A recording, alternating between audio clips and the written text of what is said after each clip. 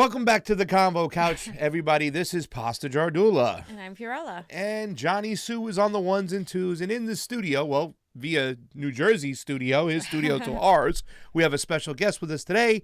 We're kicking off our candidate month. We're just doing it live. Here we are with Russ Cirincione. I believe he's from District 6 in the fighting state of New Jersey. Am I right? Exactly right. Yeah, Middlesex, Monmouth counties. Thanks for having me, Pasta and Fiorella. Thank you so much. Awesome. Love the show. Huge fan. It's funny. I lived in Middlesex area for a little bit when I was a kid, actually, for like a year and a half. Johnny did too, but it's interesting. Oh, which towns? I don't remember. Middlesex County. I just don't really remember. So yeah. Probably in district. Yeah. Yeah, in your district that you're running in now. That's funny. So fam. Yes. Fam. So yesterday were the debates, and what did you think about the debate yesterday?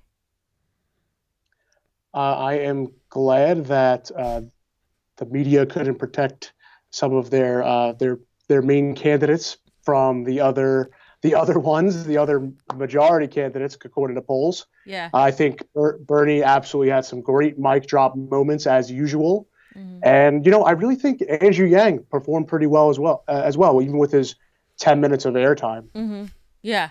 Yeah, it was very noticeable that they gave him the least airtime. Surprisingly, Bernie Sanders, who has been treated up until this point, I think even still as a second tier candidate, who's now like a front runner. He's winning California right now. He had the most time, and that was really surprising because that was the first time that happened. But how did you feel about the discussions? So I think that they were more substantive than usual, and I liked that.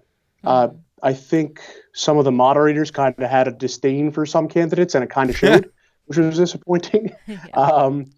But I think with many of the candidates kind of surprised me with coming out with certain positions that kind of seemed like we've heard them before from Bernie. Yeah. A lot of people are pretty much talking about his platform and how their platform compares to him, which I think is a great sign for Bernie in the polls. So yeah.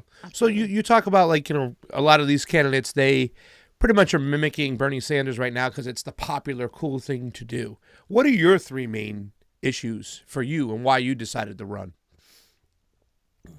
Well, I decided to run really for many reasons, but primarily how it really upsets me how broken our government has become. We are essentially an oligarchy where our representatives respond to the donor class, the billionaires, more than they do to the will of the people. For instance, a Green New Deal polls in my district with Democratic voters at 84%. Wow. 84% is a mandate. That means the Green New Deal should be passed today. At the very least, the representative from my district should be fighting for that. But, instead, they always have to be concerned with their donors, the fossil fuel companies, but that should not matter in politics. I want to be a servant of the people here and really respond and listen to everyone in my district and fight for the things that they believe in that are right for our country. So I know particularly for me, the Green New Deal is important because my 2.5-year-old son, his entire future depends on whether or not we have the guts, the political willpower to take on the fossil fuel industry and have a moratorium on the climate, a moratorium on fossil fuels. We need a Green New Deal. We need 100% renewable energy now, today. My representative takes fossil fuel money, and I don't trust somebody who takes that money to protect my family and my house and the shore that we love in New Jersey. He will never protect what we love here. And it's disappointing. So that's really why I got into this race. And, the three big policy issues are the Green New Deal, guaranteed health care coverage with Medicare for all, and ending the corruption in politics. If we can get the money out, then we can finally have reform for the people. Yeah. I mean, that's very true. Can you tell me a little bit more about your background? What kind of career have you had, and how has that played into what you're doing now, running for Congress? So I'm an attorney, so don't hold that against me, please. Oh, no. Wow, we're out of time. No, just kidding. Just kidding. Go ahead, man. I know. I like it. So I'm one of the good guy attorneys. I say, I've served the common good of housing justice. I've worked with a state agency, a New York State agency, where we enforce the rent stabilization laws, and we go into court and make sure that the rules apply to everybody. My career has been really litigating these cases, and more often than not, I'm up against somebody who's not playing by the rules, and they're trying to bend the rules, bend the definitions here and there. I've seen plenty of attorneys argue against laws that are on the books. It's all based on interpretation of the judge. But I've stood up to the money, I've stood up to the landlords, and I've won in court. And I've been really lucky. I've been able to draft some legislation and have a little bit of an influence on bills that have become law. And one law that just was passed protects consumers and tenants from scams and fraud. So I'm really happy about that and fighting for the people in my job. As a public servant, I strongly believe that we should have in our government, all levels of government, a duty of loyalty to the people that we're supposed to serve. And that's what I'm going to take from my experience as an attorney, drafting legislation and being a litigator.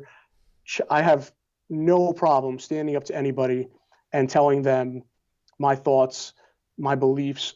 And, as an attorney, I'm also a union guy. I'm represented by a union. I think we should have unions representing people across this country at a far greater rate. So I'll always be fighting for working people and, the people who really are struggling to get by. I see on your issues page, and you said all these things, the Green New Deal, Medicare for all, ending corruption. But I always tell people I'm a civil liberties guy. Really, that to me is one of the most important things, that and election integrity. And I see you have here the Digital Rights Privacy Act. Why don't you describe a little bit about what that is and how you would fight for civil liberties for guys like me or girls like me, grandmas like me, who really say that's one of the most important things out there right now? You're right. It is super important. Basically, we have no protections of our personal private lives on the internet. Everything that we do is tracked. Companies can buy every bit of information about us that we don't even know about ourselves, really. They use that information to predict our behavior, to target us in different ways, and we're being exploited on the internet in ways that we can't even imagine. Edward Snowden talks about this a lot, and he's one of my influences because we need the rights to our information online. We deserve the right to be forgotten. We deserve to know where our information is going. And if other companies are profiting off of the data about us, we should get compensated for it. We should have the right to control that information. So that's really what we're trying to do here, is protecting our civil liberties online as well. Wow, I've never thought about that. The compensation for our information. I mean, that's Yeah. Wow. That's like Cambridge revolutionary. Analytica's got to cut us a check, fam. Yeah. They owe us some cash over here. That's awesome. How do you feel about? Oh, go ahead. Even if you don't want the money, you don't have to take the money. You could say, I don't want anybody knowing anything about my private online life. That's what we should have, the ability to do that. They do something similar in the EU where they could be forgotten if they want to. So how do you feel then on this note about Julian Assange and what's being done to him as, he's a journalist, and then what was done to Chelsea Manning and other whistleblowers like Edward Snowden? So I think that they're being unjustly imprisoned, and I think that we need whistleblower law strength in the United States, because it's honestly a shame that the only way that we learn about, like the NSA spying program, is through people like Edward Snowden alerting the public, the people, we have the right to know what our government's doing. And it's a shame that these whistleblowers who have leaked information to the public, and so we learn about the government's wrongdoing, that they are the ones that are actually prosecuted instead of fixing the problem. Like NSA spying is unconstitutional, and Edward Snowden is a patriot that stood up for the people and sacrificed his own life to give us information that we needed about the program. And, what's also ridiculous is the Patriot Act was recently extended by our Congress. It's, to me, this wide-scale spying is a violation of our Fourth Amendment rights.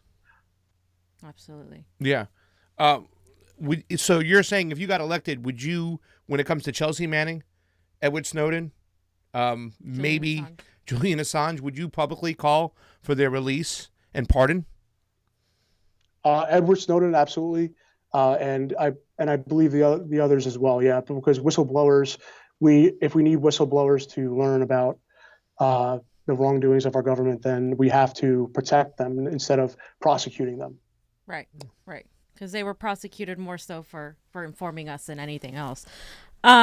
So we're big foreign policy people. Recently, Congress just voted to give Donald Trump more trillions of dollars on his bloated military budget. Simultaneously, they're patting themselves on the back about impeachment. How do you feel about that sort of inconsistency, that sort of hypocrisy?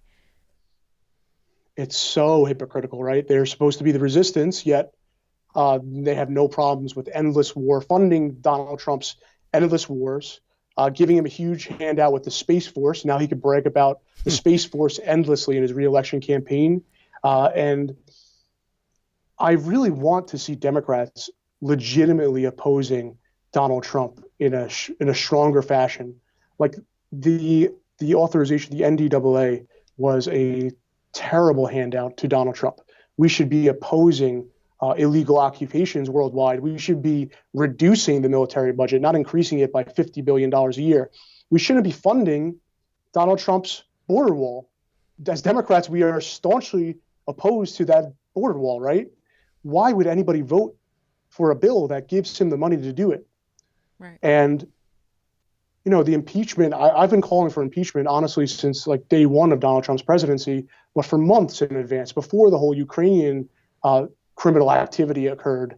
But to have like 10 or 15 impeachable offenses of Donald Trump, of this president, and to leave all of them on the table without bringing them and instead focusing on the two Ukrainian things, I think is a huge, huge mistake. Yep. I know a couple of prosecutors, and they always state, you always bring the strongest case you have against anybody. Right. And to leave the violations of the emoluments clause, the imprisoning children, that should be an impeachable offense. The massive self-dealing of this president should all be on the impeachment article, the articles of impeachment today. You just talked about the emoluments clause. You talked about kids in cages, but those are also crimes that were committed by Obama, who built those cages, and by Nancy Pelosi and Joe Biden, who their children have prospered off these regime change. Would you be willing to hold them accountable as well? In other words, if we send you to Congress, are you going there to fight the establishment, or are you going to join them? I am 100% anti-establishment when it comes to funding prison camps for children. Like, come on, the people who are trying to come here for a better life do not deserve to be put in a cage. It's a crime against humanity, to be honest. And no matter what side does it, it's still wrong. So to further fund those things and to keep the concentration camps alive is a huge, huge mistake. And honestly, it's a crime against humanity. So no matter who does it, it's still wrong, and we have to be opposing that. And anybody who supports those policies should be opposed. The establishment has been focused on funding endless wars, funding fossil fuel companies, endless corporate tax breaks. These are all things I fundamentally oppose, and it doesn't matter what party. I will oppose anyone who supports those things. What exactly is your political ideology? Do you consider yourself Democrat or Republican? Is it even that important? Obviously, you're running as a Democrat, but are you more of a democratic socialist, or an independent? Do you think that's even important? I don't really like the labels because people tend to pigeonhole candidates into that. But I'm a Democrat, but I'm a democratic socialist. I'm a progressive. I'm honestly a Sanders Democrat, FDR Democrat, what Democrats used to be when we truly championed issues of the working people in this country. The people who brought us civil rights movements, put the civil rights movement, the labor movement, child labor laws, electrifying this nation, New Deal Democrats, where we focused on unleashing productive capacity of the 99%. I'm looking at your issues page again, and I see one of my top 3 issues missing. Election integrity. Where are you on that? And what are you going to do if you get elected to Congress to help our elections be fair and transparent? And just really quick, going off of that, in 2016, if I don't know if you were involved in Bernie with Bernie Sanders then, a lot of us were, but how did you feel the Democrats handled that election? Oh, yeah, that's a really painful part, in my memory. Yeah. I don't think Bernie got a fair process. Really, here's why. Because from the day that Hillary Clinton announced, the media had tallied her superdelegate count. Right. Like right there, that's dishonest. That's not democratic. So I think the system kind of was rigged. And in the primary vote, my wife was registered as a Democrat. I made sure to register way in advance of the deadline because she wanted to vote for Bernie Sanders, and she tried to vote for Bernie Sanders, but it turns out that her records were purged. She was not registered as a Democrat, so she was blocked from voting in that election. So I don't think that the election process was very fair. We need federal oversight of all of the state elections. We have to have automatic voter registration at 18. We have to have paper ballots and paper trails of everything. There's a lot that we have to do, and it's right now every individual state really controls their own elections, and that is absurd to me. Right. I think we need federal oversight of all the elections. So I'm going to definitely be adding that to the platform. I think it's hidden in some other areas, but there's other things we could do too. We need to modernize elections. I feel like we should do instant polling of our districts with probably like an app. Yeah. And there's a lot of things that we can do, but we have to expand the right to vote in this country. Yeah. It seems like a lot of that was very questionable. I remember here in California, we have kind of a semi-open primary, and our ballots were tossed aside. And I mean, this time it's going to be up to the people to make sure that that's happening, because very, very few people have introduced legislation that has actually focused not just on Republicans interfering, but on Democrats themselves, like the establishment. Kind of, propping up, what happened with AOC and the Working Families Party, and how they were trying to do something to help, her opponent. And I think it's one of those things that we absolutely have to pay attention to, because if we don't have election integrity, it doesn't matter how many people come out and vote for Bernie Sanders. It's not going to count. So. Yeah, and you're in Jersey over there, where the heart of some of those companies, I think Dominion Voting is out there. My friend lives in Orange, I believe, out in New Jersey and stuff. I didn't ask you the tough question right off the bat. Russ, look at me, babe. Jets or Giants? Oh boy, this is the toughest question I could ever answer. I've been a Giants fan for a very long time. Yay! But no, I don't care. To be honest, I haven't had much time to watch football, so it doesn't really count. Are you a hockey fan or no? Not even. Just always into your work. Recently, the campaign's taken up everything. I can't even watch much football or hockey. So I gotcha. Yeah, no I doubt. Definitely want to doubt. go to a Devils game though. I was telling Johnny about the Brodeur days. They were just so dominant, the Devils. I'm an Islanders fan myself, but that's not important, stuff like that. You got world peace and denuclearization on your issues page. Can you tell me an area, not where Donald Trump has upset you, but maybe where you've been a little disappointed in Congress itself, as opposed to foreign policy, where you might want to come in there and say, let's do this instead? Yeah, well, we have to end the illegal occupations worldwide. America has 800 military bases. And we spend almost 70% of our discretionary budget on war, on endless war. So we have to We have to scale that budget down massively, close the majority of bases worldwide, and we have to get out of places where we shouldn't be.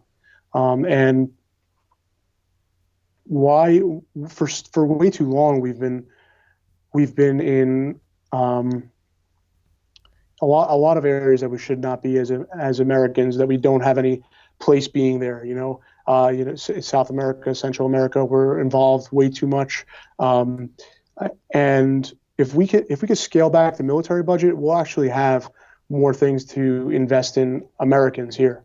So I'm really an anti-interventionist, because I believe we could use diplomacy as a primary foreign policy. We need to use the tools that we use against organized crime, like the FBI, internationally to fight terrorism.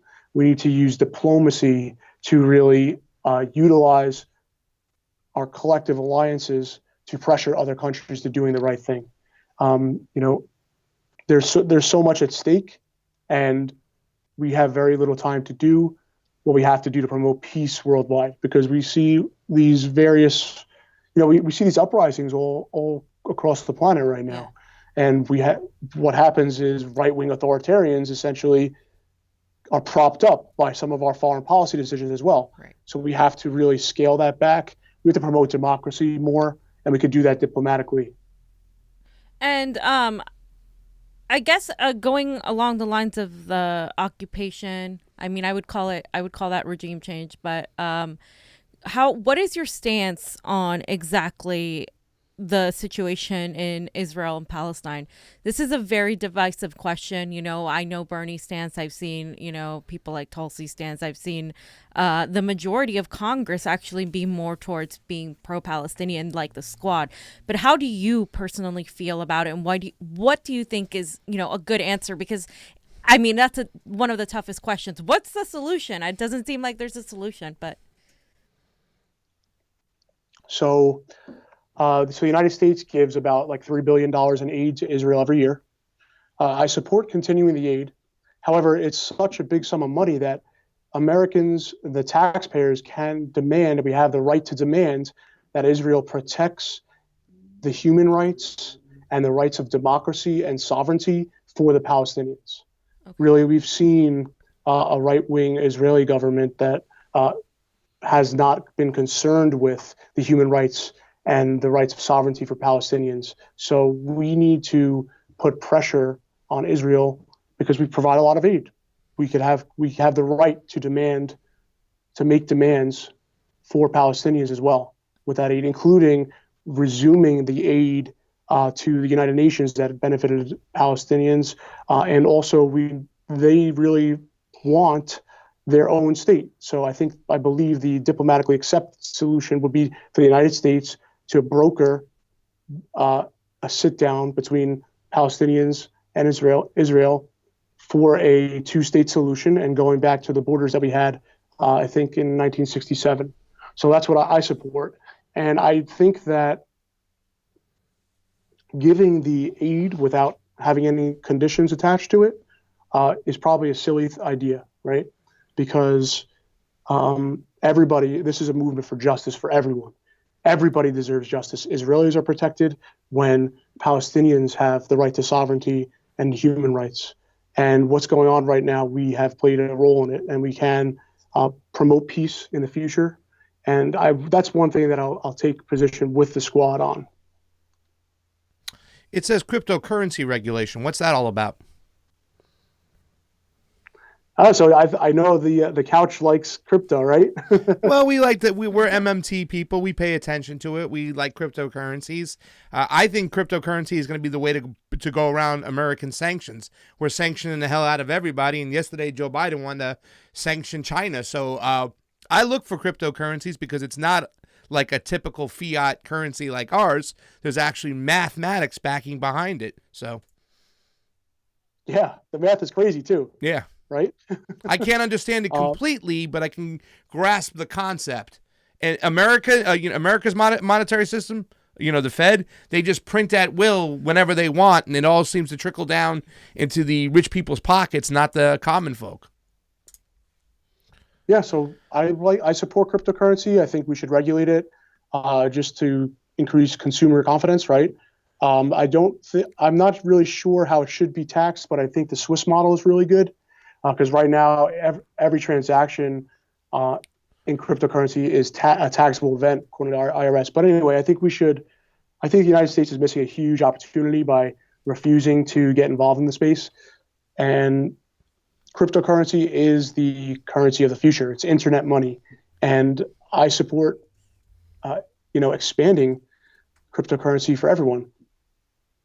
So Medicare for all, you mentioned it as one of your main issues. It's one of Bernie Sanders's main issues. It's one of my main issues. But the criticism that many give it is, how are you going to pass that? How are you going to go? This is coming, the criticism from the right, as like Joe Biden and Pete Buttigieg. How are you going to pass that through a Congress that's majority Republican? How would you, what do you think should be done to kind of build momentum? Because Bernie Sanders always talks about how change comes from the bottom up, never the top down. What do you think is necessary to get something like Medicare for all through a very divided Congress? Well, we need the votes, and we have to rally for Medicare for all. I know in my district, it's over 60% support for it, and we really need it because we pay the 5th highest in the country for health insurance. So how do we get it? We have to challenge anyone who opposes it. And surprisingly, Medicare for All, the Pramila Jayapal bill, has more sponsors and co-sponsors than the ACA did when it was first proposed, than the Affordable Care Act had. My representative opposes Medicare for All because last year he took $1 million from the pharmaceutical industry and the insurance lobbies. So that's why he's been paid to oppose it. So what we do, we have to take the battle to the doorsteps of Republicans who are not on the side of the people. We have to rally in their districts against them. We still have 2 Republicans in New Jersey. Those are really close to my district. I could definitely have rallies in New Jersey against those Republicans who have opposed Medicare for all. And we also have to address those Democrats that won't support it in the House, because Medicare for all is, by the numbers, the way to go. Guaranteed coverage for everybody, and we're going to save an average of $3,000 a year nationwide on health insurance, and everything's covered. So anyone who opposes it is obviously a shill for the insurance companies or the pharma companies. So we have to oppose them on that level as well. Where do you get your money from? And more importantly, where does Frank Joseph Pallone Jr., is he the third or something, or the second? Where does he get his money from? So we're running a grassroots campaign. We're only people funded, no corporate PAC money, no lobbyist money, because you can't take their money and try to reform the system. It's just impossible. And every representative has a choice. It's either you choose the people or you choose the 1%'s money. So I'm choosing the people. I only want to stay loyal to the people of our districts. That's why I reject all that corporate cash. The incumbent is one of the best financed Democrats in the House of Representatives, takes millions of dollars from the pharmaceutical industries, the drug lobbies, the fossil fuel companies, the telecoms industry, who, by the way, they're the enemies of internet freedom, Verizon, AT&T. And honestly, if any corporation or lobbyist will write this guy a check, he'll take it. So it's important, though, that we challenge Democrats like that, because they don't represent the people. Yeah. Let me see if I have any more tough ball questions for him. No, I mean, this, it sounds good. Oh, what is your, you said you're for the Green New Deal, but a lot of people in New Jersey have worked in factories and rely a lot on those resources. How are you going to kind of talk to your constituents and convince them, hey, we might have to make some negotiations, but we need to curtail the use of oil and the use of nuclear power plants? So you're exactly right. We have to end the fossil fuel age, because it's destroying our planet. We have no choice but to transition from this dirty, polluting energy to clean, renewable, limitless energy. So there's really two ways. First, I discuss switching to renewable energy. That's going to cut our electric bills in probably half in 10 years, and eventually we'll be moving to near zero cost electricity. And everybody has an electric bill, so that's going to save them money in their pocket.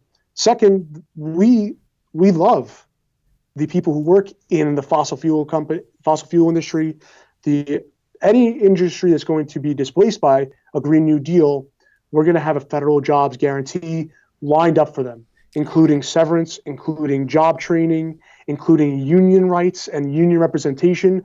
They're going to be upgraded to a new job, doing whatever they'll have opportunities to choose what kind of job they want to do, and we'll be fighting for a better planet. So it's a wonderful thing. It's a difficult conversation to have, but we have to remember that we care about people. We care about the people who are going to be displaced by the Green New Deal. So we're going to fight for them first and make sure that they're protected in any new Green New Deal that we have. All right. So we saw your candidate takes about 99% of his money come from PACs or large donations. Very, very, very small amount of small donations, unlike what you're going out for.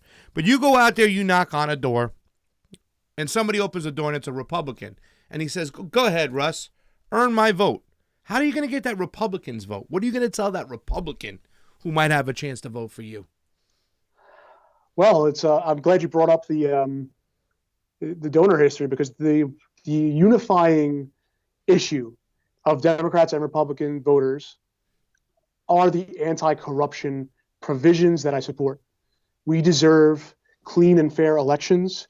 We deserve elections where the billionaires can't buy candidates. We deserve representatives of the people. So I say I want to kick the lobbyists out of Washington. I want to end the influence of money, overturn Citizens United, ban private donations, and fund our elections with democracy dollars. That is a coalition building legislation, right? Because our district is almost plus 10 Democratic. So with a Republican, I say, look, there's going to be a Democrat that represents you in the House of Representatives anyway. Why not support someone who is fighting for a government of, for, and by the people? Because I know that's what you want. That's definitely what you want. That's what I want. That's what we deserve as Americans. The first three words of the Constitution, we the people. Get the money out, and we could start talking about real reform. Yeah, but don't you progressives want open borders? I mean, What? that was me doing my Republican New Jersey voice. Sorry, Al. Don't you progressives want open borders? What about that? Maybe I shouldn't even vote. Well, that's a kind of absurd claim. No, open borders is not what we're saying. We're just saying whoever's coming here should get the proper paperwork immediately and without any condition, so that and welcome our immigrants with open arms and make the process easier. Because right now our system's so broken that our government is putting people in cages instead of doing what we used to do. My great-grandparents came here through Ellis Island, and all you had to do was come here on a boat, pass 2 quick tests the same day, and you were given papers that said, "Welcome to America." That's our nation. We're a nation of immigrants and bringing people together here and welcoming people who want to become Americans with open arms. That should be our policy.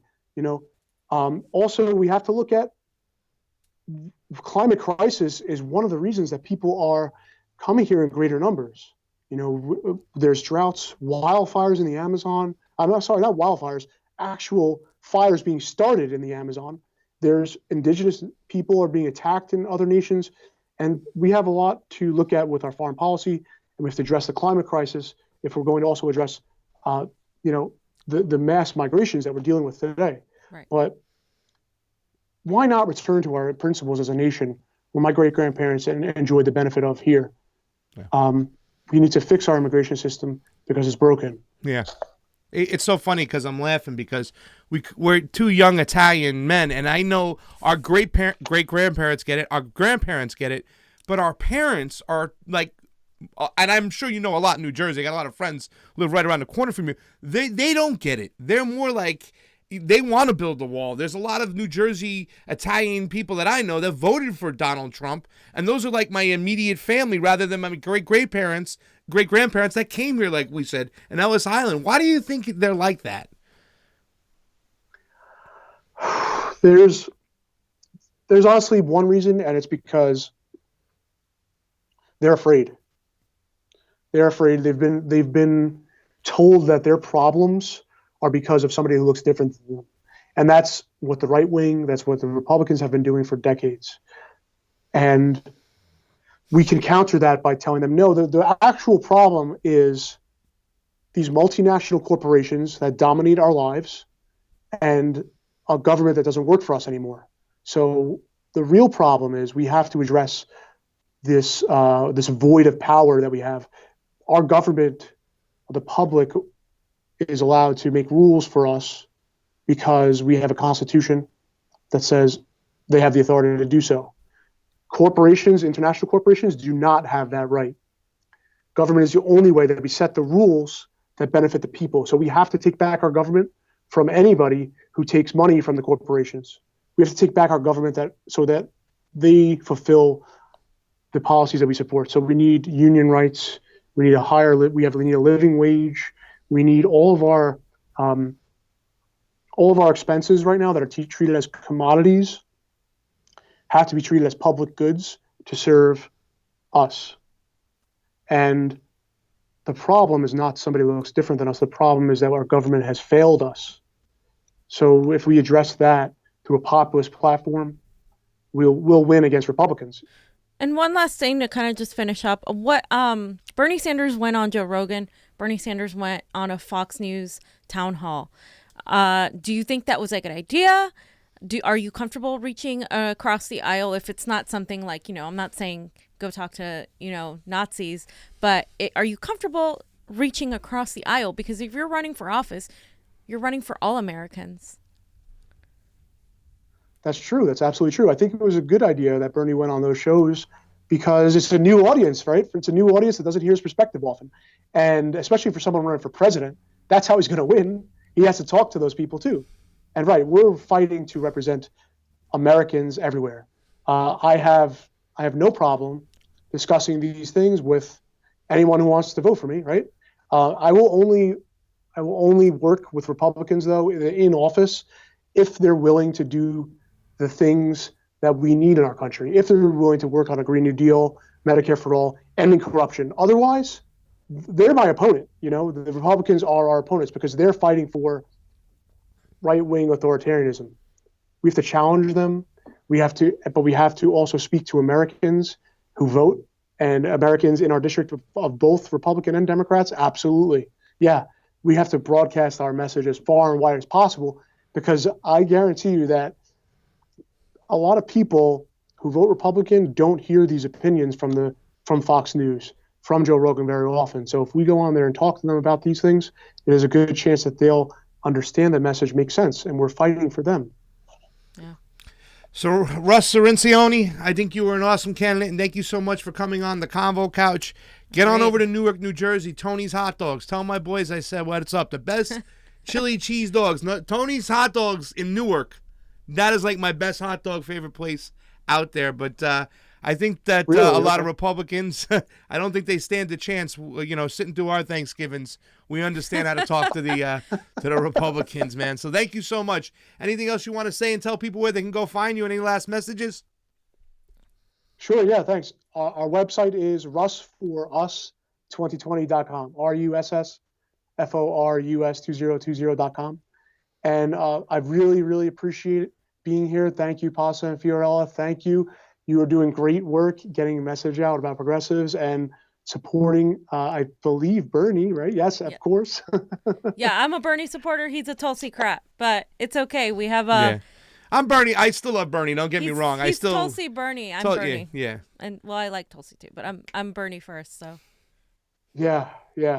So this movement's for all of us, and it's really important that we have independent media doing the heavy lifting, communicating with everybody. So thank you for your service. We're going to need you to get in there and protect us, man. We need to sue some of these companies because this is a show right now that you're on that will be shadow banned, will be blacklist. They'll hide it. They don't want to know about the new progressive candidates out there. That's why we did this. This is like one of the initial reasons why we started it, is we wanted to get the progressive candidates out there because that's what Bernie told us to do. Get out there, run for office, but we wanted to be the other side of the coin and help our paisans out. Well, thank you again. It's been great being here. No, we really appreciate it. Good luck on your candidacy, and again, just if you have any other plugins where people can find you, donate, etc., send them over there because we need a progressive and more progressives in Congress if we're going to do anything. When's your primary? June 2nd, so we have about 5 months. So you have some time. Yeah. You know Jim Keaty? I was going to ask. Of course, yeah, Jim Keaty. Jim Keaty, Fighting For. Changed my life. Love him. Oh, amazing. So passionate. Yeah. And one of my inspirations, honestly. I haven't worn Nike in like 10 years because when I saw his video, I was like, holy cow, this is going on. So, I love Jim Keaty. Tell him we said what's up, Russ. I will, yeah. We're actually forming a New Jersey progressive candidate coalition with Jim, Zena Spezanakis, John Flora, Hector Osguera. So is he running again in the 4? What's that? Is Jim running again? Jim's running again, yeah. In the Fighting For, right? Yep. Oh, that's awesome. Well, you guys got to come back, and you promise to come back on with us? Let us know down the road how the campaigns are going? Definitely, yeah. Anytime, please. Definitely, man. For right. Pasta Jardula. And Fiorella. Jonny Sue. With Russ Cirincione. New Jersey 6. Go get him, my man. Come out. Bye. Night.